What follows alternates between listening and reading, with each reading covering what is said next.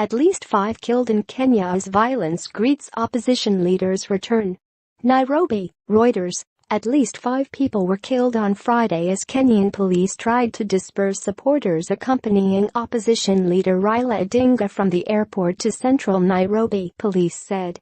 Police fired tear gas at the convoy in which Odinga was traveling and used water cannon as they tried to stop it reaching the capital's main business district.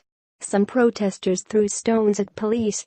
2 vehicles, including a police truck, were set on fire. A Reuters photographer saw 2 bodies with gunshot wounds as police and protesters fought on one of the main roads leading to the business district. Police said 5 people were stoned to death by angry mobs after they were caught stealing and denied they had used excessive force against the opposition supporters. These incidences occurred before the police arrived at the various scenes, the police service said in a statement. Police retreated several times along the route after the protesters were unmoved by the tear gas and water cannon spray. They finally held their ground near the city's main park, where Odinga, just returned from the United States, intended to address a rally that had been banned.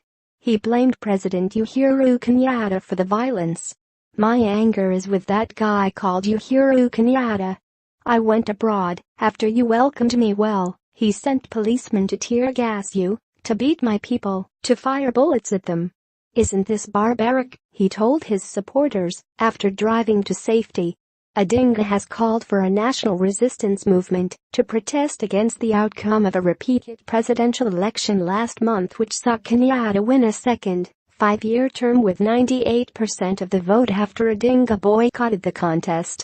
Only 39% of registered voters took part. The repeated poll was ordered by the Supreme Court after it annulled the results of the August election, won by Kenyatta, over procedural irregularities.